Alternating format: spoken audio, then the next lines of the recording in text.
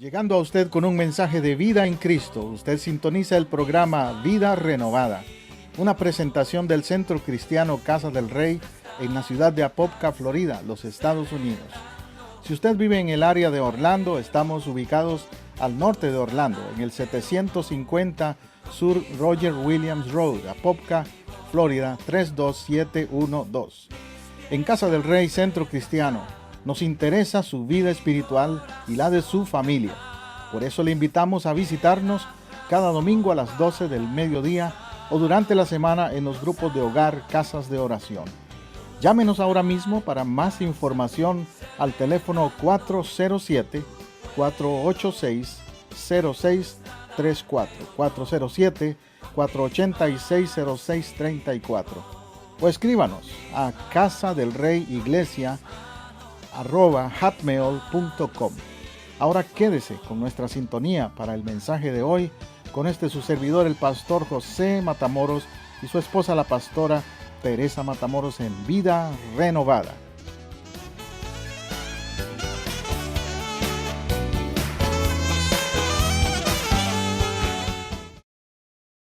Le decía entonces que estoy enfocando el tema en la familia. Y hoy quiero hablarle de una casa rescatada, un ejemplo de una casa rescatada. El hermano Ángel leyó una palabra que tiene que ver con eso. La visita a una cárcel del apóstol Pablo.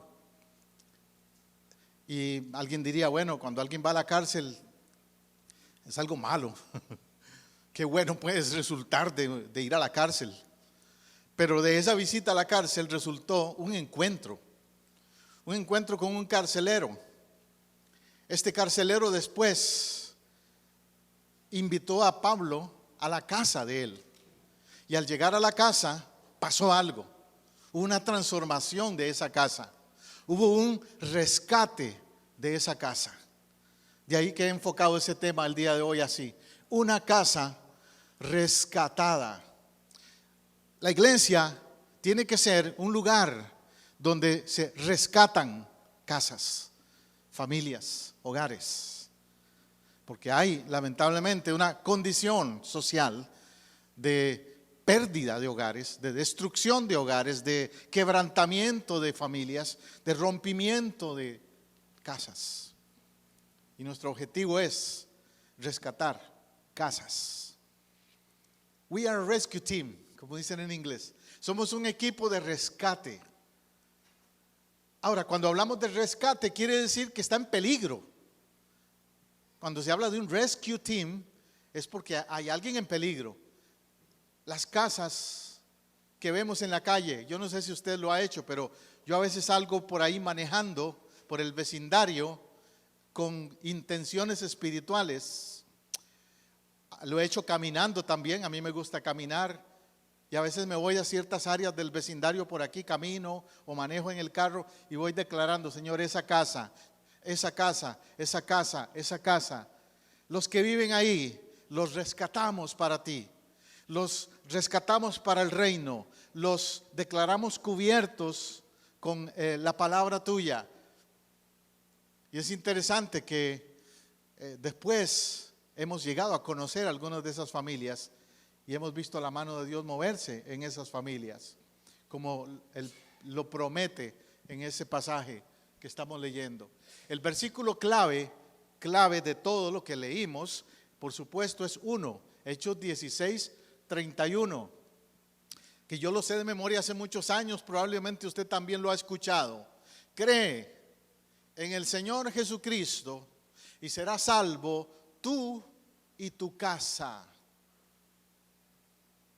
Es un asunto de interés familiar entonces. Se convierte una persona y esa persona de una u otra manera va a impactar a toda la casa. En el encuentro al que nos referimos, Pablo rescató a este carcelero.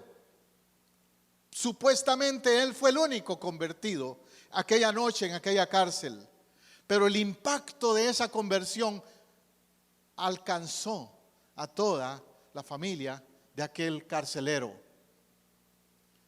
Mateo 20:28 dice que el Hijo del Hombre no vino para ser servido, sino para servir y para dar su vida en rescate por muchos. ¿Qué vino a hacer Él? Rescatar. Por eso la palabra rescate es la palabra que estoy enfatizando, además de casa. Son las dos palabras claves para mí en este mensaje hoy: casa y rescate. Porque quiero que entendamos que Cristo vino para rescatar vidas, y las casas representan vidas, como lo que le he dicho cuando yo observo por la calle. Tú ves casas afuera, ves algunas muy bonitas, ves algunas muy decoradas, muy arregladas, y tú dices: qué bonita casa. Te refieres a lo externo, pero tú no sabes lo que pasa internamente allí. A veces vemos en las noticias que la policía ingresó, se metió a una casa por ahí a sacar a alguien para arrestarlo. Y tal vez era una casa bonita externamente, pero habían problemas internos, problemas de violencia doméstica, de drogas, de qué sé yo. No sabemos lo que pasa internamente dentro de las paredes de esa casa. Y Jesús vino para rescatar las vidas de esos que están en esas condiciones. Ahí se refiere entonces al rescate de familias, rescate de los matrimonios, rescate de los niños, de los jóvenes, de los ancianos. ¿Por qué? Porque todos esos grupos están incluidos cuando hablamos de una casa. Esta gente que hace lo que le llaman el censo, te he oído hablar de eso, ¿verdad? Tocan las puertas y empiezan a preguntar: ¿cuántos viven aquí? ¿Y qué edades tienen? ¿Cuántos niños? ¿Cuántos adultos? ¿Hay ancianos? ¿Y qué idioma hablan? Y empiezan ya solo falta que le pregunten a uno qué pasta de dientes usa. Pero empiezan to inquire, ¿no? A preguntar muchas cosas. A mí me gustaría que ese censo incluyera la pregunta: ¿y cuántos conocen de Dios? Si ese censo se hiciera, sería alarmante quizás para la iglesia, porque tal vez hay ahí jóvenes, ancianos, niños, matrimonios representados en ese censo, pero no sabemos de la condición espiritual. El gobierno hace ese censo con el propósito de discernir los grupos sociales. ¿Cuántos grupos étnicos hay en la comunidad? Si hay más blancos, más negros, más chinos, etcétera. El nivel económico, cuántos son productivos, trabajan, ganan dinero, cuántos no, etcétera. Pero nuestro interés como iglesia es cuántos en esa casa están bien espiritualmente. ¿Cuántos? ¿Cuántos necesitan rescate tal vez? Si tú tocas las puertas de muchas casas y hicieras ese censo y preguntaras: ¿hay necesidad espiritual aquí entre ustedes? Quizás algunos te van a decir: sí, por favor, ayúdenme, ayúdennos. Necesitamos rescate espiritual, porque algo está pasando, algo no está bien como familia. A eso es lo que me refiero entonces con este tema de las casas y del rescate de la familia. Porque necesitamos ayudar a las familias a volver a vivir a la manera ordenada por Dios. Lo externo de una casa dice algo de esa familia, dice algo, pero no lo dice todo. No sabemos si el orden de Dios está en esa casa. Tú puedes entrar a una casa donde todo se ve muy ordenado en lo externo, como te digo, el jardín muy limpio. Entras y ves los muebles y todo muy limpio y muy ordenado. Pero el orden de Dios, ¿qué quiero decir con el orden de Dios? ¿Es Dios primero? ¿Es Dios el Dios de las finanzas de esa casa? ¿Es Dios el Dios de las decisiones de esa familia cuando se toman decisiones? ¿Es Dios el Dios de todo o solamente el Dios de lo externo? de cuando hay emergencias, cuando hay enfermedades y situaciones así, es cuando lo invitamos a que haga algo, que intervenga. Pero en lo espiritual no le damos el lugar que debemos de darle. Mateo 7:24 nos dice: cualquiera pues que me oye estas palabras y las hace, le compararé a un hombre prudente que edificó su casa sobre la roca. Un principio bíblico en relación a la palabra casa es que la casa se edifica sobre la roca. Literalmente quiere decir que tenga un fundamento sólido, que no se caiga. Aquí en Florida al menos, usted seguro ha escuchado en las noticias de vez en cuando, hay un problema muy serio con lo que se llaman los sinkholes, los huecos que se hacen. Y de pronto usted oye que una casa se hundió. ¿Cómo va a ser? Donde yo vivo, mi casa, el driveway tiene una gran grieta. Y yo sé que tiene que ver con eso, con el terreno flojo en el que construimos. De hecho, Florida es pantanos. Si usted vuela, cuando yo vuelo fuera de Florida, cuando estoy en el avión desde el aire, veo pantanos por todo lado. Este estado se construyó o se hizo encima de una zona pantanosa. Hay agua muy cerquita. Yo tengo un well, un tanque de estos en la casa. Yo no tengo agua de la ciudad, porque aquí tú escarbas y rápido sale agua.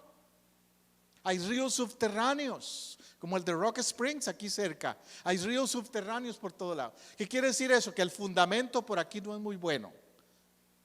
Cuando hacen casas y edificios, aquí tienen que venir expertos, ingenieros y aprobar. Hay códigos. Eso en lo que tiene que ver con la estructura material de una casa. Pero me pregunto, ¿se construirá la gente sus hogares con una base sólida espiritual también? Los nuevos matrimonios lo harán pensando en: pongo a Dios como fundamento en este nuevo matrimonio. Hace poco yo tuve que ir al edificio de la corte aquí a renovar un asunto y noté algo que me puso a pensar. Ahí publican los divorcios. En el que está aquí en Rock Springs, en la corte, tienen una lista de todos los que se han divorciado este mes. Wow. Y digo yo, qué pena saber de eso, o que lo publiquen así, de esa manera. Qué lindo sería que más bien publicaran los nuevos matrimonios y las victorias de las familias, lo bueno que está pasando en los hogares. Pocas veces las noticias dicen lo bueno que está pasando, ¿no? Anyway, siempre es lo malo que está pasando.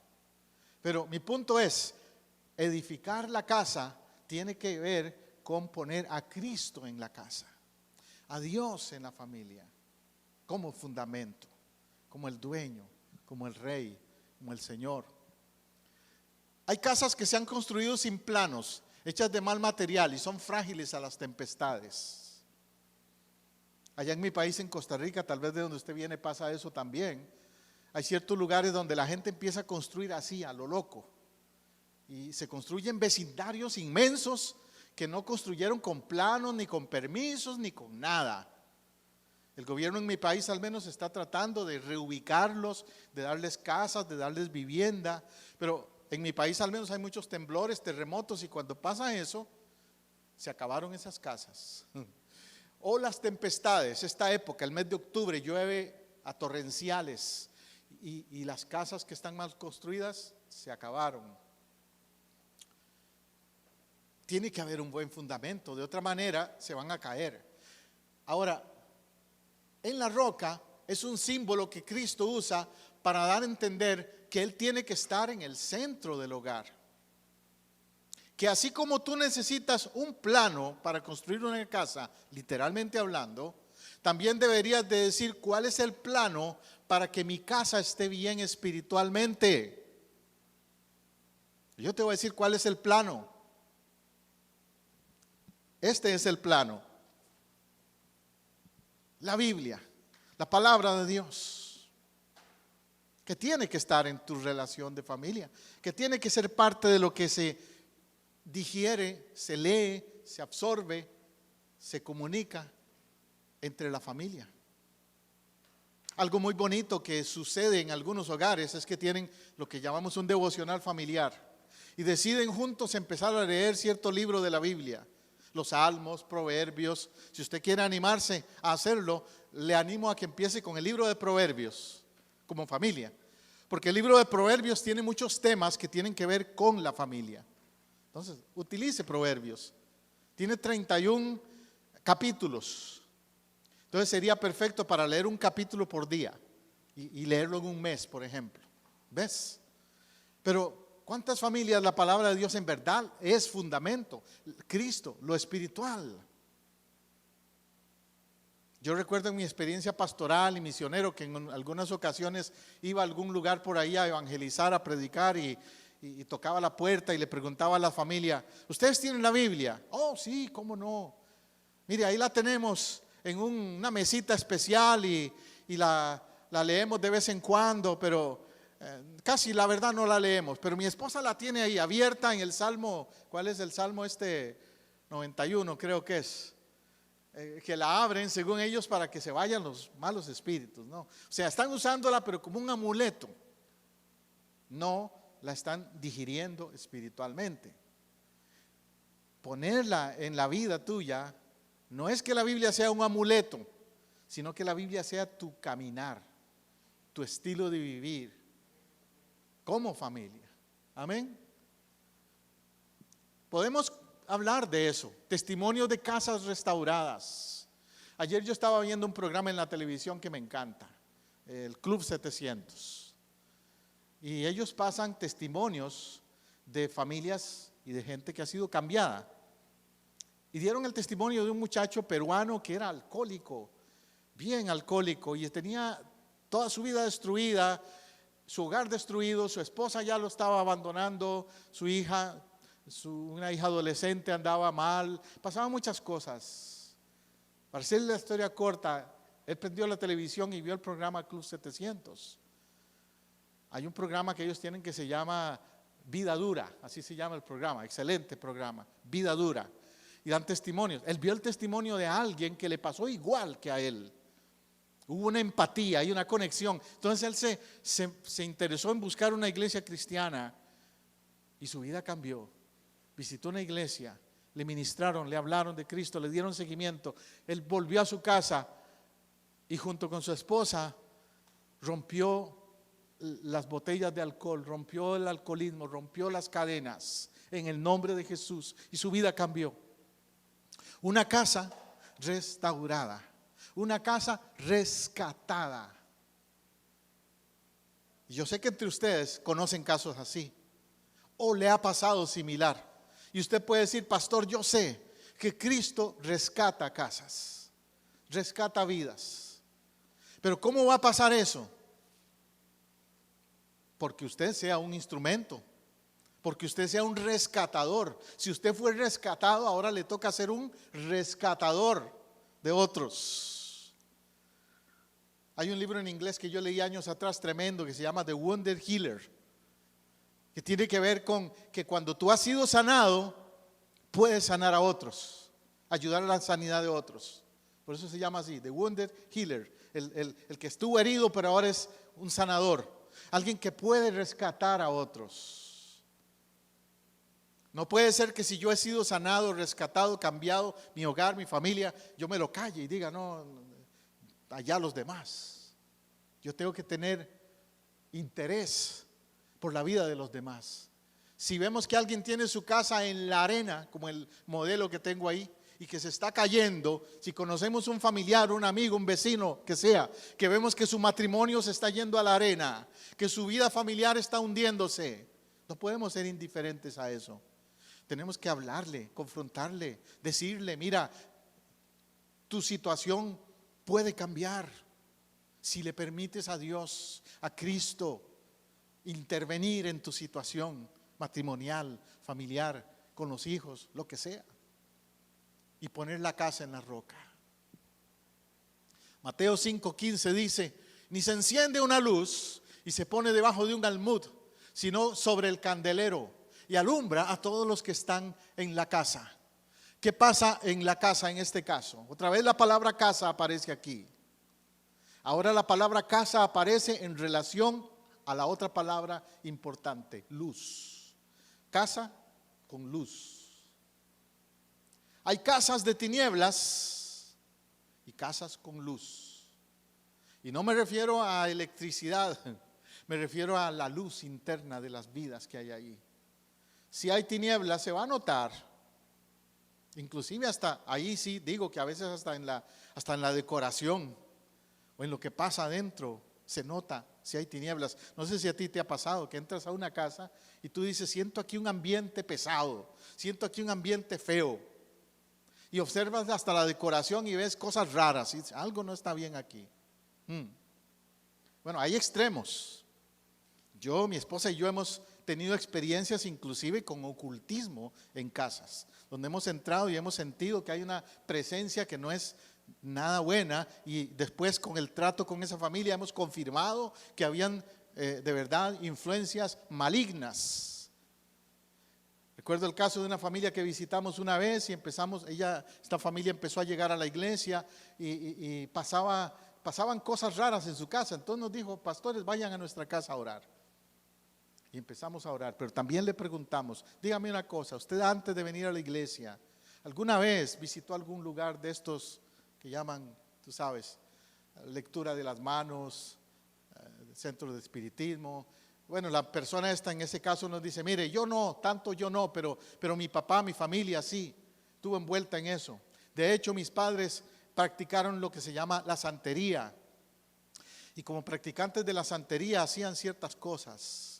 Para hacerle la historia corta, ella nos dijo, ¿sabe qué? Lo que sí me acuerdo es que yo tengo aquí en la casa unas cosas que me dieron ellos.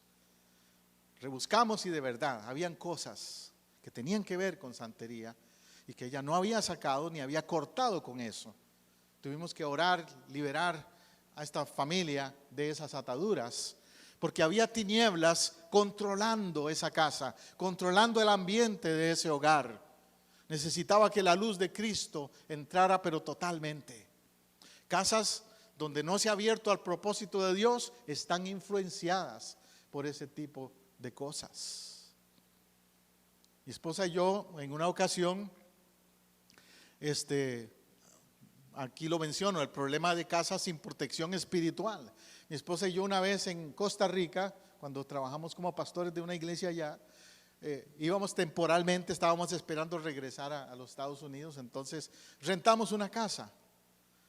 Y la persona que nos rentó la casa nos dice a mi esposa y a mí, mire, se las rento bien barata porque nadie quiere esa casa. Y digo yo, pero ¿por qué será? ¿Qué le pasa? Me dice, es que aquí no me dura la gente, no me dura, nadie dura en esta casa. Y todos se quejan de que oyen cosas y pasan cosas aquí. Le dice mi esposa, no se preocupe, nosotros no tenemos temor de eso, para nada. Y de verdad, nosotros nunca escuchamos nada. Oramos, hicimos limpieza física primero, y oramos, hicimos limpieza espiritual también, y rentamos la casa. Pero en el proceso de limpiar la casa, en un closet de la casa, mi esposa se encontró un muñeco hecho de una media, de medias. Un muñeco lleno de alfileres.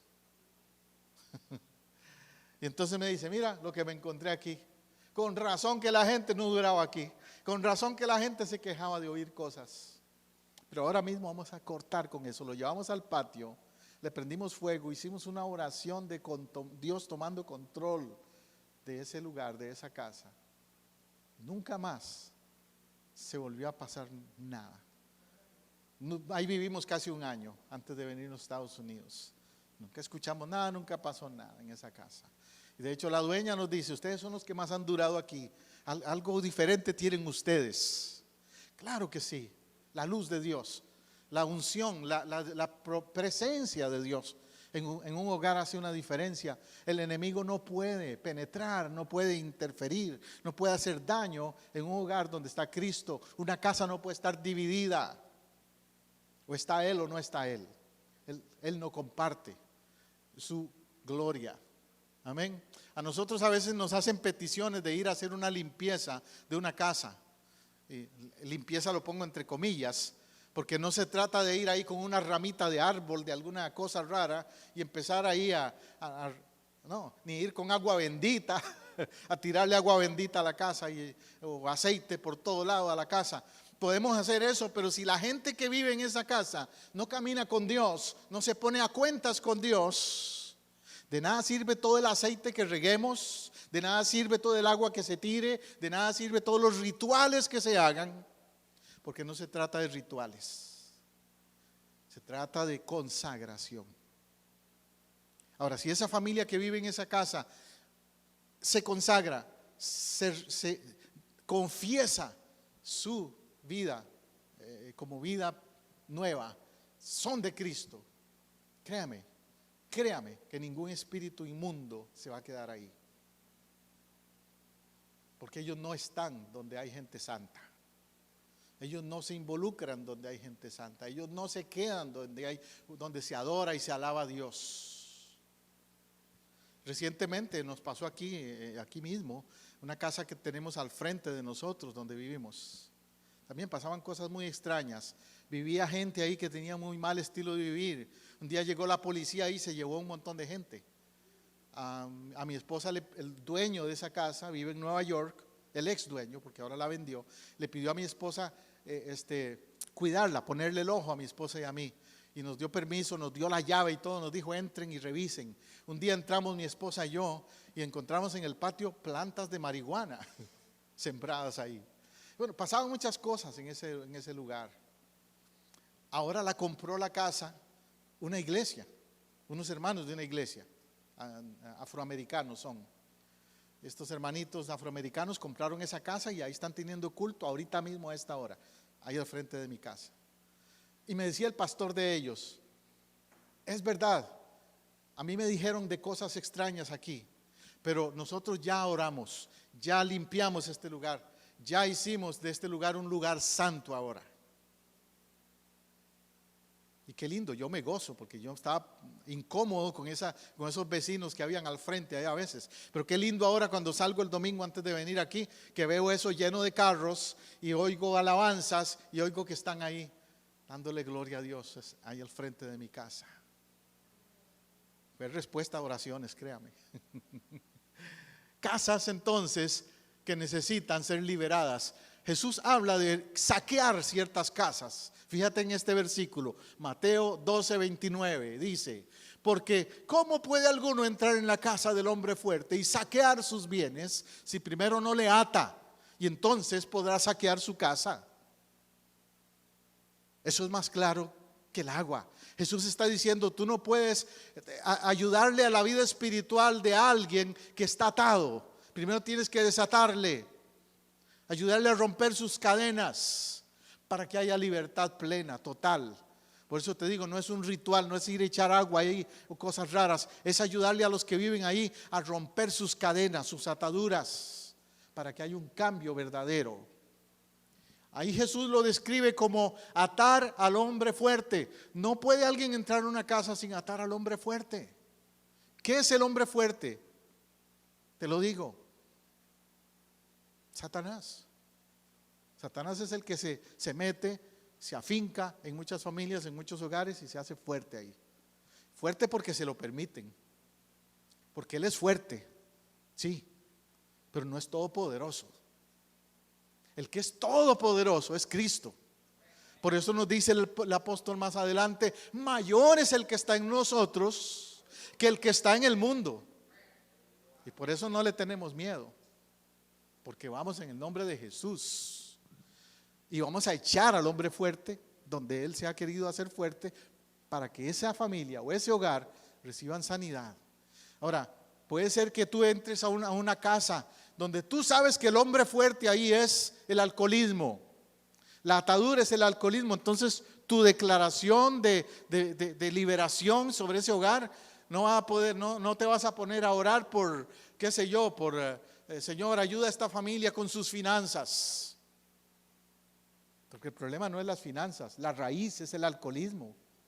Las finanzas es un resultado del problema del alcoholismo quizás, ¿ves? Tú tienes que ir a la raíz, al hombre fuerte. Ir al hombre fuerte es eso, ir a la raíz. ¿Qué es lo que está atando esta vida, esta familia, este hogar? Y romper con eso. Hay casas con problemas de ataduras diferentes. Algunas son drogas, alcohol, pero otras pueden ser maltrato físico, otros pueden ser violencia verbal, agresiva, otros pueden ser promiscuidad sexual, pornografía, otros pueden ser gambling, juego. Hay diferentes áreas de ataduras, diferentes formas en que hay hombres, el hombre fuerte, el que ata las familias. Yo les he contado que en mi caso personal, antes de que yo viniera a Cristo, en mis antecedentes o antecesores, más bien quiero decir, mis antepasados, en todos había un problema: alcoholismo. Mis tíos, mis primos, mis abuelos, por todo lado, alcoholismo era el problema. Yo me convertí en el año 72. Antes de eso yo rechazaba el alcohol siempre. De hecho, dicen que uno cuando crece en ese ambiente o sigue ese patrón de conducta o rechaza. A mí me repugnaba más bien el alcohol. Pero sí vi las consecuencias alrededor mío.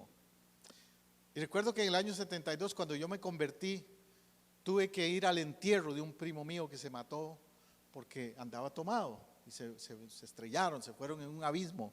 En mi país hay muchas montañas, muchos abismos, se fue en un abismo, se mató. Y yo en ese momento, cuando fui al funeral de mi primo, dije: Señor, en el nombre tuyo, en el nombre de Jesús, que esta sea la última víctima del alcohol en mi familia. Y de verdad, en el mismo funeral, yo hablé, prediqué, me dieron la oportunidad de hablar y se convirtieron 2 familiares míos, una hermana de él inclusive, que la acabo de ver ahora que fui a Costa Rica, mi prima Isabel, se convirtió ahí, su esposo Rolando. Después ella compró una casa en un lugar que se llama Los Lagos y nos dijo: José, primo, venga aquí a Los Lagos y hace una célula, un grupo de oración en mi casa.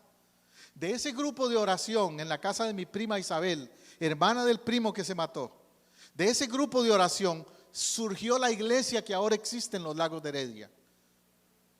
¿Ves la diferencia? El cambio, el impacto que puede ser cuando se cortan las cadenas y cuando alguien viene a Cristo.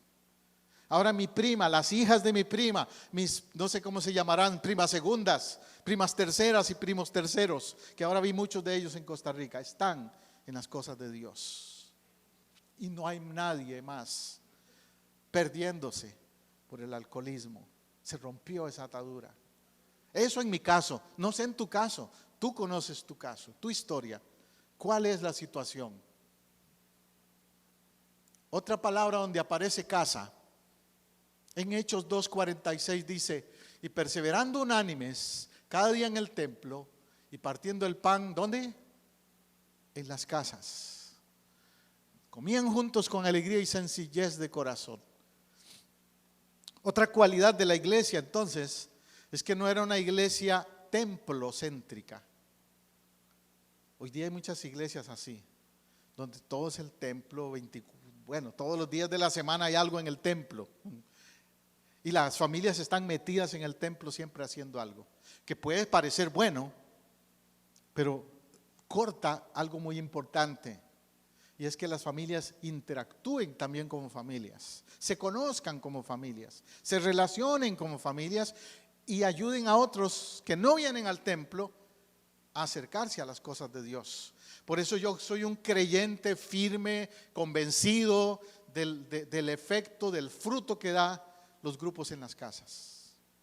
Y aquí te lo estoy dando como ejemplo. La iglesia primitiva, la iglesia en sus comienzos fue una iglesia que se reunía en las casas mucho. ¿Para qué se reunían? Para comer juntos y tener convivencia.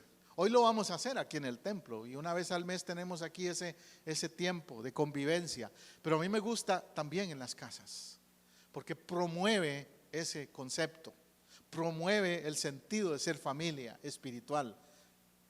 Amén. Somos familia. La iglesia es una familia y tenemos que relacionarnos como tal. Ellos lo hacían. Lamentablemente la iglesia moderna ha caído en una cultura de espectáculo y de poca relación personal. Yo soy muy crítico de las mega iglesias por eso. Yo me gozo de que miles de personas vengan a Cristo, me gozo de eso, pero critico el aspecto de que se pierde el concepto de familia cristiana, de relación cercana entre la gente. Muy pocas iglesias mantienen eso. Hay una en California que yo respeto y aprecio mucho, la iglesia de Rick Warren, un autor cristiano que escribió un libro que se llama La vida con propósito y la iglesia con propósito, si lo han leído. Bueno, Rick Warren es pastor de una iglesia que se llama Saddleback Christian Church en California. Y él tiene una iglesia que funciona con células, grupos de hogar. Es una iglesia, mega iglesia, sí. Tiene como 15,000 miembros, pero funcionan en los hogares, en las casas, en diferentes regiones del área de California, y una vez al mes se reúnen todos en un solo lugar. Pero ellos no han querido comprar un local, un estadio, un lugar así, porque dicen, el día que compremos un estadio, como han hecho otras, la gente se va a habituar solamente a eso, a venir a ese gran espectáculo de miles de personas en un estadio, y se les va a olvidar que son familia. Vamos a mantener los grupos en las casas y nos vemos una vez al mes para un tiempo especial de alabanza, pero entre semana, todo el resto del mes, en las casas se están congregando, en las casas. Así era la iglesia primitiva en sus comienzos. Perseveraban unánimes en el templo, pero partían el pan en las casas y tenían un sentido de ser familia, casa de Dios, convivencia espiritual. Entonces, ¿dónde vives? ¿Te han preguntado a ti eso? ¿Dónde vives? Cuando alguien te pregunta ¿dónde vives?, ¿qué demuestra eso? Curiosidad, dirán algunos, pero también pues puede implicar que le interesó tu vida, que dice, esta persona me gustaría tenerlo de amistad. Por eso quiero saber dónde vive, para seguir relacionándonos. A Jesús le preguntaron eso una vez. Juan 1:38. Y volviéndose Jesús más bien, y viendo que le seguían, les dijo, ¿qué buscáis? Y ellos le dijeron, Rabí, ¿dónde moras? ¿Dónde vives? Siempre me ha inquietado ese pasaje. Jesús andaba comenzando su ministerio apenas. Recuerde que él a cierta edad dejó a sus papás y se dedicó a un ministerio evangelístico itinerante que llamamos, de andar por las calles. Y entonces empezaron a seguirlo. Y él les preguntó, fue él el que primero preguntó, ¿por qué me siguen? Eso es una pregunta muy buena, muy teológica. Debemos hacérnosla nosotros mismos. ¿Por qué le sigo a él? ¿Cuál es mi interés? ¿Por qué lo sigo a Jesús? Y la reacción de los discípulos fue todavía más intrigante, porque no le dijo, Jesús le dijo, ¿qué buscan? ¿Por qué me siguen? ¿Qué quieren de mí? Y ellos le preguntan primero, quiero saber dónde vives. Le podían haber preguntado, ¿cuál es tu doctrina? ¿Cuál es tu teología? Pero ellos le preguntan, ¿a dónde vives? Eso me hace pensar que quizás era más importante para ellos conocerlo a nivel personal más que conocer su teología y su doctrina. Le dieron el respeto de la posición que él tenía porque le llamaron Rabí. ¿Ves? Ellos sabían que era un hombre de estatura espiritual, preparado, que no era cualquiera, porque era un rabí y lo reconocieron así. Pero al mismo tiempo dicen, quiero conocerte más. ¿Dónde vives? ¿Dónde vives? Porque cuando tú sabes dónde vive alguien y te involucras, te conectas con la vida de esa persona, te das cuenta si es real o no es real. Porque cuando tú sabes cómo vive, con quién vive, qué pasa en su vida personal, en su casa, tú sabes quién es esa persona real. A veces es bueno, a veces no. Porque como te digo, te haces vulnerable, te expones a que te conozcan como eres. Yo recién convertido, cuando estaba empezando en el ministerio, les he contado un par de veces eso, yo quería ser pastor o predicador, no necesariamente pastor al principio, pero quería ser predicador, ganar almas. Entonces le dije al pastor de mi iglesia, hermano pastor, quiero ir a su casa para que me enseñe cómo ser pastor. En una ocasión que fui a su casa, toco la puerta y sale el pastor en camiseta y con unos shorts y en sandalias. Y yo me quedé como, wow. ¿Sabe por qué? Porque yo estaba acostumbrado a verlo en la iglesia con vestido entero, con corbata, como estoy yo ahora, ¿sí ve? Bien vestido. Si usted va a mi casa un sábado y toca la puerta de mi casa, no me va a ver en corbata. No me va a ver, me va a ver en jeans o en short y en camiseta también. Pero en mi caso, en ese tiempo yo me había hecho un concepto del pastor como el hombre que está arriba en el púlpito, bien vestido y que dice cosas tremendas en el púlpito, pero como que no me había apercatado de que es un hombre común, de que era igual que yo. El verlo en shorts y en camiseta ese día me hizo realizar, darme cuenta, el pastor es igual que yo. Los sábados se va al mercado igual que yo. Los sábados limpia la casa, la yarda, corta el zacate, la yarda, igual que yo. Es un ser humano igual que yo. Y así después en otras visitas empecé a verlo interactuar con su esposa. Empecé a verlo cómo trataba a sus hijas, cómo hacía las cosas en la casa.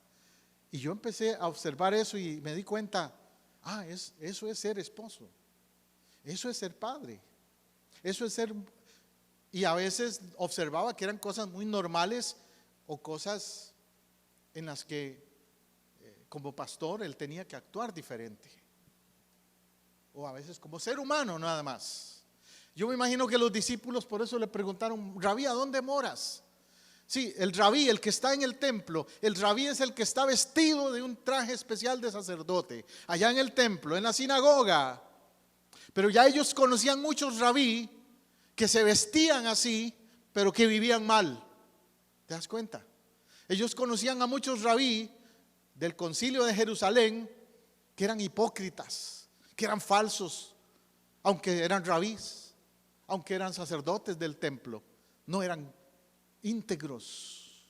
Por eso ellos seguro le preguntaron, queremos ver dónde vives, porque queremos asegurarnos de quién eres en realidad. No tanto tu teología, pero tu estilo de vivir. Entonces, tu casa y mi casa tiene que ser un lugar real. Que lo que tú eres en tu casa y en el templo sea igual. En el sentido de tus actitudes, de tu modo de ser, de tu manera de relacionarte con los demás. Se cuenta que una vez le hicieron una entrevista a un pastor que lo iban a contratar, estaban buscando candidatos de pastor y traían sus resúmenes, sus currículums de vida, hojas de vida, y se las daban al concilio de la iglesia. Entonces un líder del concilio de la iglesia le dice a uno de los candidatos, muy lindo su resumen, lo vamos a analizar, pero en la próxima entrevista traiga a su esposa y a sus hijos. ¿Sabe por qué?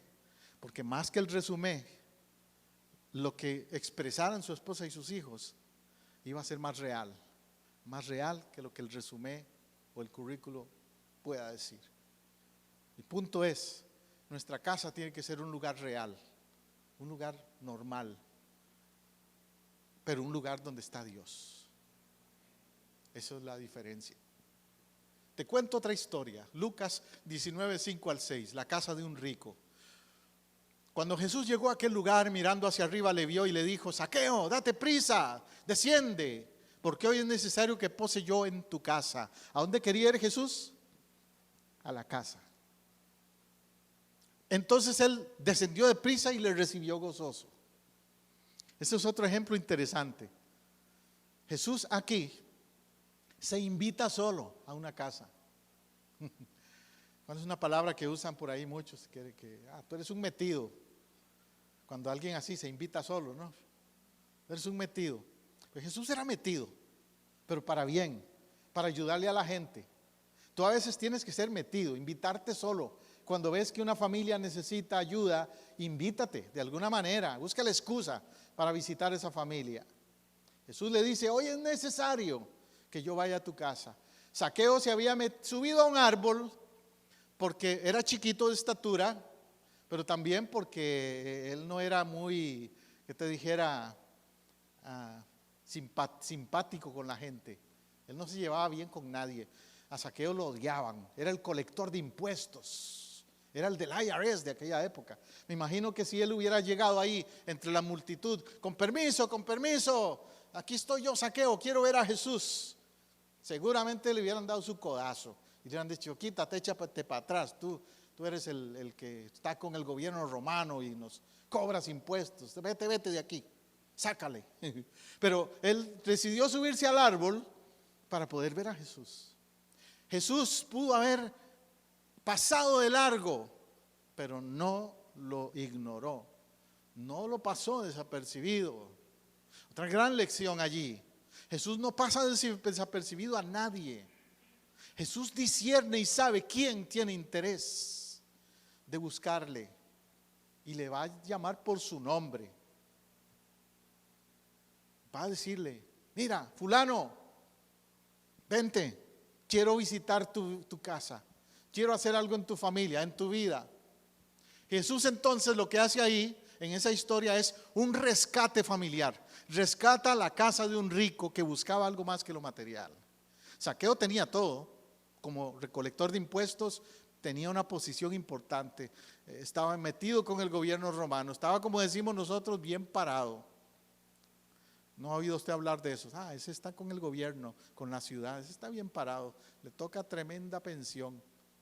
Ayer lo oí en las noticias de uno de los del concilio aquí de la ciudad de Apopka, la clase de pensión que le van a dar, se retira en estos días. Están criticándolo mucho por eso. Y digo, wow, en todo lado pasa, sigue pasando eso. Pues este hombre estaba también, Zaqueo, con el gobierno romano, tenía su pensión asegurada, pero le faltaba algo, le faltaba Cristo, le faltaba relación con Dios. Lo material no llenaba el vacío de él ni de su casa. Y Jesús va a su casa y dice que él descendió a prisa y lo recibió gozoso. Y la historia concluye con que Zaqueo se convierte. Y no solo se convierte, decide hacer restitución, decide repartir. Empieza a darle a muchos dinero, restituyendo lo que les había quitado, a devolver lo que había quitado. Cosa que demuestra una conversión genuina. Cuando alguien se convierte de verdad, una de las cosas que va a hacer es restitución. Es buscar a quienes les haya dado problemas. Y decirle, mira, yo te mentí, yo hice esto, yo te engañé en esto. Perdóname, soy nueva persona, no voy a hacer eso nunca más. Eso hizo Zaqueo, restitución. A mí eso me recuerda testimonios de personas que he conocido como pastor. En Texas, por ejemplo, 2 casos muy interesantes de gente como Zaqueo, que era rico. En Texas había un hombre que se llama Ted Chapa. El hermano Ted era dueño de un restaurante y no le estaba yendo muy bien en esa época, pero dice, voy a ir a esa iglesia, y empezó a visitar mi iglesia. En una ocasión, en un grupo de hogar precisamente de los que teníamos en las casas, Ted hizo una decisión por Cristo y me dice, pastor, ore por mi restaurante para que Dios me bendiga. Y fuimos, mi esposa y yo, y oramos por él, por su restaurante. Para hacerte la historia corta, el restaurante empezó a prosperar. De hecho, a la par del restaurante se abrió una base militar, ahí estaba hablando de San Antonio, Texas, la base Lakeland. Se abrió la base esa militar. Como resultado, todos los que vivían en la base venían al restaurante de él y creció ese restaurante. Entonces el hermano Ted me dice, pastor, estoy agradecido con Dios. Voy a dar el diezmo del restaurante, no el diezmo personal mío, el diezmo del restaurante lo voy a dar al ministerio de la iglesia. Y también nos bendijo como iglesia entonces. Y empezamos a ver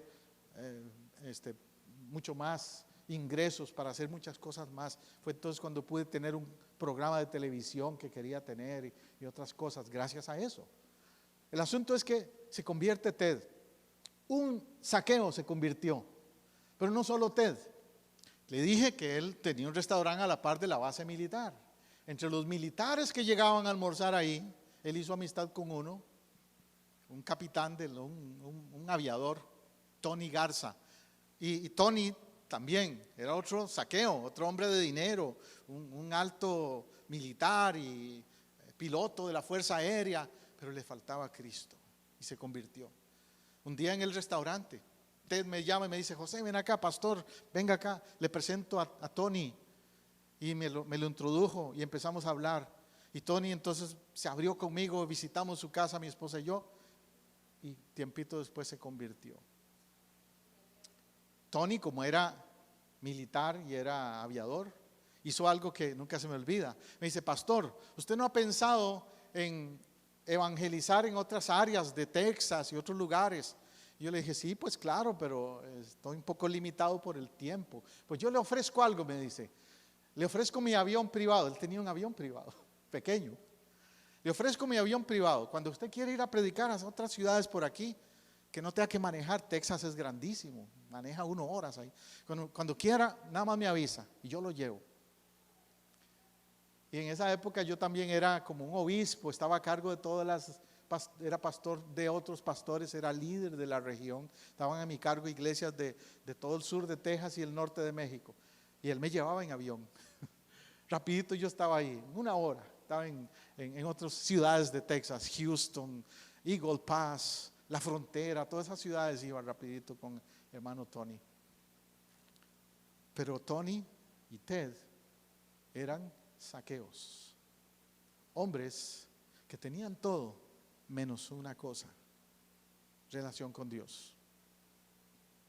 Su casa necesitaba a Cristo. La invitación de Zaqueo sigue siendo igual hoy. Jesús le sigue diciendo a muchos: bájate del árbol, quiero entrar en tu casa. Te lo dice a ti hoy aquí en Casa del Rey, o donde me escuches este mensaje en otro momento. Quiero entrar en tu casa, me interesa tu casa. Mateo 10:12 también, para concluir, nos dice: y al entrar en la casa, saludadla, mas si la casa fuere digna, vuestra paz vendrá sobre ella, mas si no fuere digna, vuestra paz se volverá a vosotros. La palabra aquí nos habla de casas dignas. ¿Cuál es la diferencia entre una casa bonita y una casa fea? Alguien dirá: la decoración, lo externo, el estilo, el diseño. Pero en realidad lo que hace bonita una casa es esa relación de los que viven en ella y esa relación con Dios, que sea una casa digna en ese sentido. Jesús dice: al entrar en la casa, saludadla. Nosotros, los que predicamos el evangelio y los que lo hemos hecho a nivel de evangelistas, misioneros, nos toca ir casa por casa a veces. Aquí en los Estados Unidos no se usa tanto eso, salvo ese grupo que ya ustedes conocen, religioso por ahí, que lo hace, pero no es muy común. La gente no anda tocando las puertas de las casas. Pero ya en Latinoamérica, en nuestros países de donde venimos, sí era muy común eso. Tocábamos las puertas de las casas. Y me acuerdo en esa época en Honduras, en Nicaragua, en Costa Rica, en Guatemala, cuando hacíamos eso. Y las reacciones eran muy diferentes. En algunas casas: no queremos nada con usted. Y nos tiraban la puerta. Solo faltaba que nos tiraran agua caliente. Pero en otras casas: qué bueno, gloria a Dios, qué alegría saber que ustedes andan hablando del evangelio. Y pasen adelante. ¿Quiere un café? ¿Quiere, ya comió? Y hasta comida nos daban. Y yo decía: wow, qué diferencia hay a veces entre un lugar y otro cuando tú tocas la puerta de una casa. Jesús dice: al entrar a una casa, salúdenla. Si la casa es digna, vuestra paz vendrá sobre ella.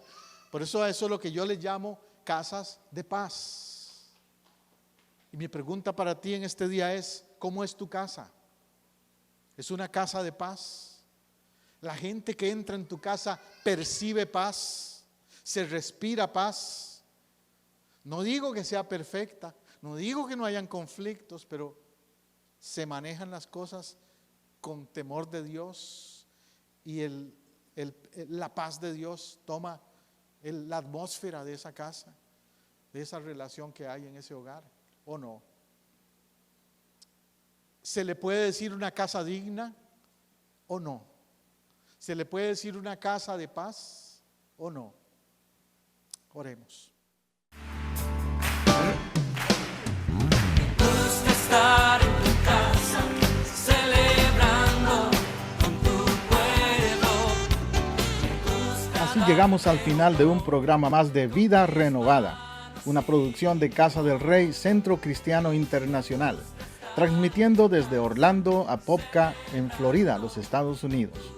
Si este mensaje le ha sido de ayuda y edificación en su búsqueda y caminar con Dios, déjenos saber hoy mismo. Llámenos al 407-486-0634, 407-486-0634, o escríbanos a casadelreyiglesia@hotmail.com. Si vive en Orlando o sus alrededores, visítenos este domingo en el 750 sur de la Roger Williams Road, en Apopka, Florida, 32712. Nuestra celebración de alabanza y predicación es a las 12 mediodía. Casa del Rey Centro Cristiano Internacional le ofrece a usted y a su familia el apoyo que busca para crecer espiritualmente. Tenemos ministerios para niños, jóvenes, caballeros y damas, así como también servicio de consejería individual o matrimonial. Los pastores, su servidor José Matamoros y Teresa Matamoros, y el equipo de líderes en Casa del Rey, le esperamos para compartir. Somos una iglesia familiar, cristocéntrica y multicultural.